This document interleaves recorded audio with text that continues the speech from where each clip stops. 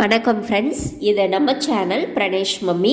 இன்றைக்கி நம்ம வீடியோவில் நம்ம எதை பற்றி பார்க்க போகிறோம் அப்படின்னா 8 மந்த்ஸ்லேருந்து எல்லா வயசு குழந்தைங்களுக்குமான ரொம்பவே ஹெல்த்தியான ஒரு டின்னர் ரெசிபி தான் பார்க்க போகிறோம்.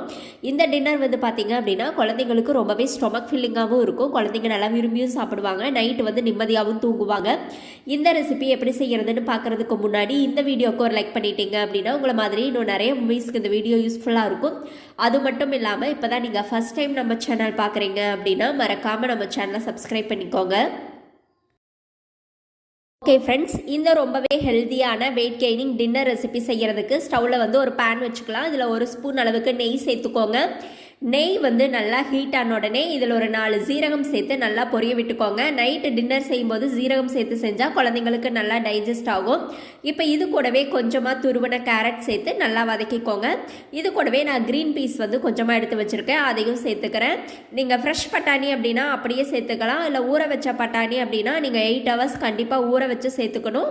நைட் டைம் இன்னும் நீங்கள் பட்டாணி கொடுத்து பழக்கலை அப்படின்னா அதை ஸ்கிப் பண்ணிக்கோங்க. நீங்கள் கேரட், பொட்டேட்டோ இந்த மாதிரி வேறு வெஜிடபிள்ஸ் சேர்த்துக்கலாம். இப்போ இதை நல்லா வதக்கி விட்டுட்டு இது கூட 2 ஸ்பூன் அளவுக்கு வெள்ளை ரவை சேர்த்துருக்கேன், அதையும் சேர்த்துட்டு இந்த வெஜிடபிள்ஸ் கூடவே நல்லா வதக்கி விட்டுருங்க.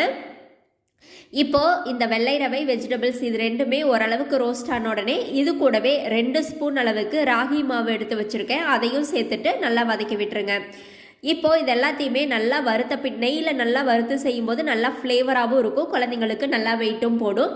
இப்போ இதை நல்லா நெய்யில் வறுத்த பின்னாடி இது எல்லாமே வேகிற அளவுக்கு நம்ம தண்ணி சேர்த்துக்கலாம். தண்ணி சேர்த்துட்டு இப்போ இது கூட மற்ற ஃப்ளேவர்ஸ் எல்லாம் ஆட் பண்ணிக்கலாம். இது கூடவே நான் கொஞ்சமாக மஞ்சள் தூள் சேர்த்துக்கிறேன். குழந்தைங்களுக்கு நைட் டைம் செய்யும்போது கொஞ்சம் இனிப்பில்லாத உணவுகள் கொடுத்தோம் அப்படின்னா நல்லா தொண்டைக்கு இதமாகவும் இருக்கும், நைட்டு நல்லா தூக்கமும் பிடிக்கும். இது கூடவே டைஜஸ்ட் ஆக கொஞ்சம் பெருங்காயத்தூள் சேர்த்துக்கலாம். கொஞ்சம் மிளகுத்தூள், காரம் கொடுத்து பழக்கியிருந்தீங்க அப்படின்னா மிளகுத்தூள் சேர்த்துக்கோங்க, இல்லைன்னா ஸ்கிப் பண்ணிக்கோங்க. அதே மாதிரி சால்ட்டு 1 இயருக்கு கீழே இருக்கிற குழந்தைங்களுக்கு ஆப்ஷனல் தான், உங்கள் டாக்டர் கொடுக்க சொல்லியிருந்தால் நீங்கள் சேர்த்துக்கோங்க. இப்போ இது கூடவே தண்ணி சேர்த்துட்டு நல்லா கலந்து விட்டுட்டு ஒரு மூடியை போட்டு வச்சிடலாம். இதை அடிக்கடி நல்லா கலந்து விடுங்க மூடியை எடுத்துட்டு. இப்போ பார்த்தீங்கன்னா ஒரு 8 to 10 மினிட்ஸ் அந்த டைம்குள்ளே நம்மளுக்கு அந்த ரவை அதுக்கப்புறம் அந்த ராகி மாவு ரெண்டுமே வெஜிடபிள்ஸ் கூட சேர்ந்து நல்லா வெந்து வந்துடும். இப்போ பார்த்தீங்க அப்படின்னா எல்லாமே நல்லா குலைவாக வந்துட்டுருக்கு. இந்த மாதிரி நல்லா கலந்து விட்டுட்டு நான் ஒரு மேஷர் வச்சு நல்லா மசிச்சு விட்டுறேன். ஏன்னா க்ரீன் பீஸ் சேர்த்துருக்கிறதால அதை நல்லா மசிச்சு கொடுத்தாதான் குழந்தைங்க சாப்பிடுவாங்க இல்லையா, அதனால் நீங்கள் மற்ற வெஜிடபிள்ஸ் சேர்த்தாலும் மேஷர் வச்சு இந்த மாதிரி ஒரு டைம் மசிச்சுட்டு குழந்தைங்களுக்கு அழகாக ஊட்டி விடுங்க.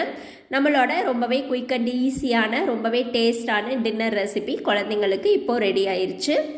இந்த ரெசிபி உங்களுக்கு பிடிச்சிருந்தது அப்படின்னா மறக்காமல் நம்ம சேனலை சப்ஸ்கிரைப் பண்ணுங்கள், லைக் பண்ணுங்கள். அதே மாதிரி உங்களுடைய கருத்துக்களையும் கமெண்ட்டில் சொல்லுங்கள். Thank you friends.